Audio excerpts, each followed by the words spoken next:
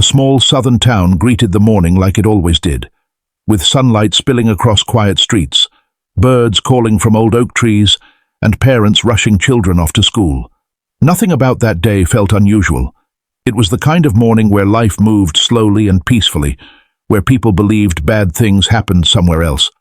Marcus Freeman was driving his blue pickup down Main Street, one hand on the steering wheel, the other resting comfortably near the window.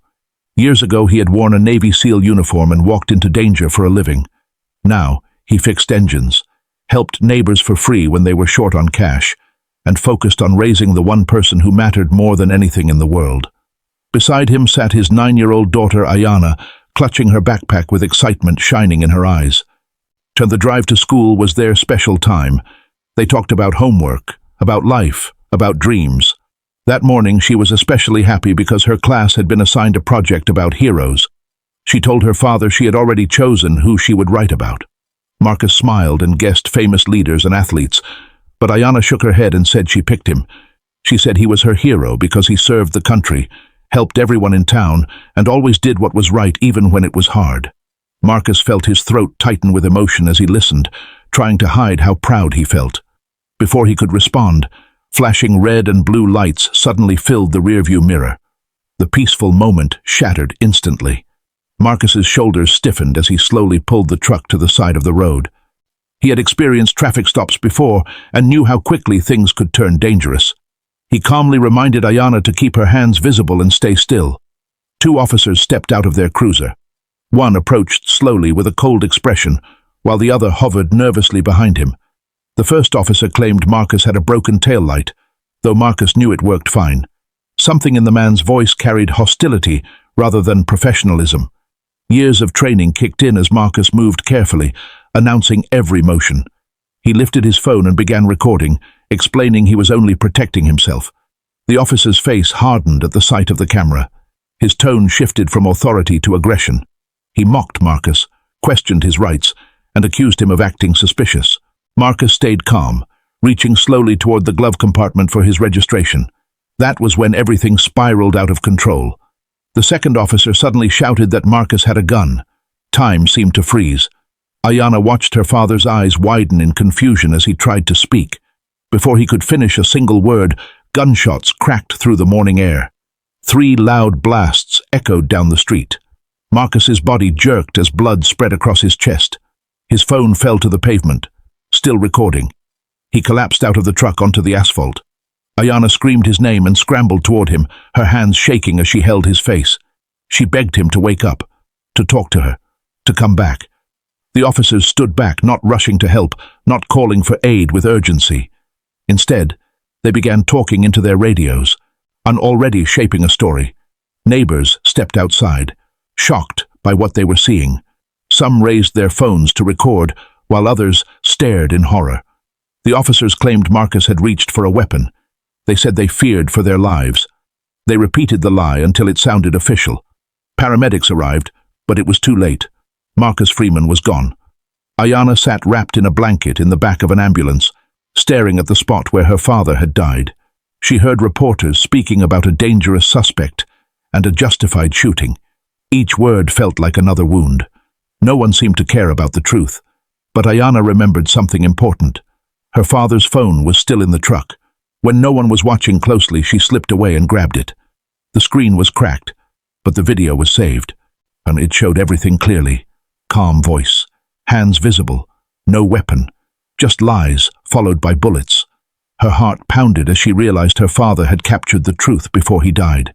In her confusion and grief, another memory came to her mind. The pistol her father had locked in the trunk, the one he was taking to be cleaned. With trembling hands, she opened it and pulled the gun free, not to hurt anyone, but because she didn't know what else to do in a world that had just stolen everything from her. She stepped back into the street as officers and crowds noticed her. Gasps spread as people saw the small girl holding the weapon. Police shouted for her to drop it, but she didn't raise it to shoot. Her eyes locked onto the officer who had pulled the trigger. Her voice broke as she cried out the words that would soon travel across the internet and into millions of hearts. She asked why they killed her daddy. Cameras captured every second. Phones streamed it live. The image of a child confronting armed officers shook the world. Within minutes, social media exploded. People everywhere watched the video and felt the injustice burning through the screen. News channels replayed it again and again. The town that once felt invisible was suddenly the center of national attention. And as the world finally began to question the official story, another man arrived at the scene. Isaiah Holt, tall and steady, moved with the quiet confidence of someone who had faced war. He had served beside Marcus years earlier in special operations and knew his friend was no criminal.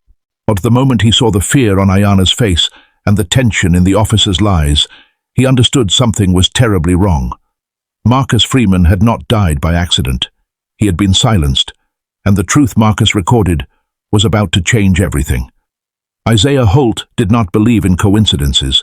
Years in combat had taught him that when something looked wrong, it usually was. Standing on the edge of Hollow Creek's main street, watching officers hurriedly rewrite reports while news cameras circled like vultures, he felt the same cold instinct that used to warn him before an ambush. Marcus had been disciplined, cautious, and trained to stay calm under pressure. A man like that did not make sudden, threatening moves in a traffic stop. This was an execution dressed up as procedure. While the police pushed their story to the media, Isaiah quietly met with Marcus's sister, Lena Freeman, a sharp-minded attorney who had rushed into town the moment she heard the news. Together they watched the recording from Marcus's phone. The truth was undeniable, yet the local authorities refused to release bodycam footage, claiming an ongoing investigation. Lena knew that meant evidence was already being buried. As they began asking questions around town, uncomfortable patterns surfaced.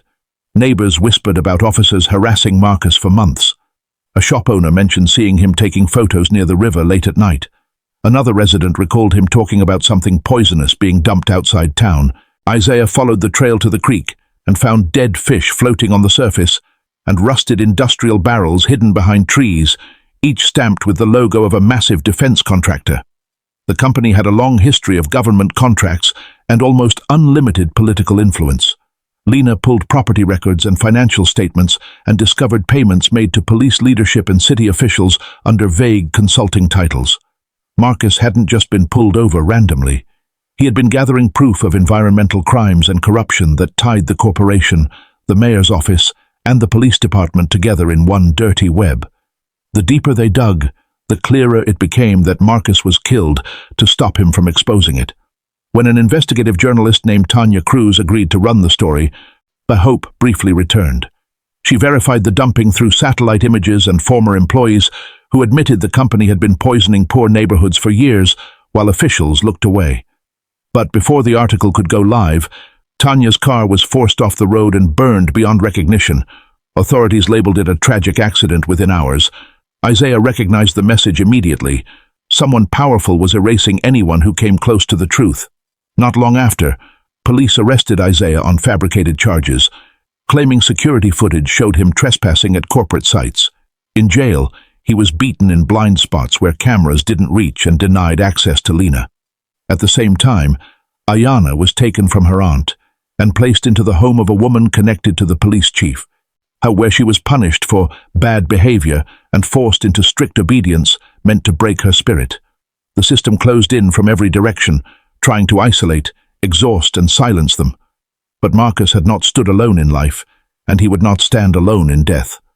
Through a sympathetic deputy, Isaiah received a message containing a name that made his pulse race. It belonged to the elite unit Marcus once served with, a tight brotherhood of former special operators who never abandoned their own. Within days, the town's power grid went dark in a perfectly timed blackout. In the chaos, those men moved through the jail like ghosts, disabling guards and freeing Isaiah without a single civilian harmed. They rescued Ayana from the foster home that had become her prison and brought her to a hidden safe house deep in the woods. There, surrounded by maps, weapons, and stacks of Marcus's evidence, the group formed a plan not for revenge, but for exposure. The goal was simple and dangerous: force the truth into the open where it could no longer be buried. The town announced a public memorial for Marcus, carefully staged to portray unity and forgiveness, while officials prepared to close the case permanently. Isaiah knew it was the perfect stage to reveal everything. As citizens gathered in the square and officials took their places on the platform, hacked broadcast systems suddenly replaced the ceremony with raw footage. Marcus's calm voice played as he was shot without cause. Secret recordings of meetings between police and corporate executives followed. Images of toxic dumping, bank transfers, and falsified reports flooded every screen in town and streamed across the nation. Gasps turned into shouts as people realized they had been lied to for years. When the officer who killed Marcus tried to flee and opened fire in panic, Isaiah stopped him and held him down until federal agents arrived. Helicopters descended as national authorities took over, arresting the mayor, police chief, executives, and anyone tied to the conspiracy. The lies collapsed in real time, witnessed by millions. In the weeks that followed, investigations spread across the state, lawsuits poured in, and the corporation's operations were shut down. Hollow Creek began a painful but hopeful rebuilding.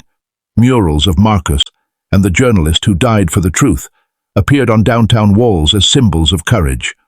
Ayanna returned to school not as a victim, but as a reminder that bravery can come from the smallest voices. Standing beside her father's grave one quiet morning, Isaiah promised that the truth Marcus fought for would never be buried again. The men who tried to erase him had failed. Justice, long delayed, had finally broken through the darkness, and a town that once lived in silence had learned the power of standing up together.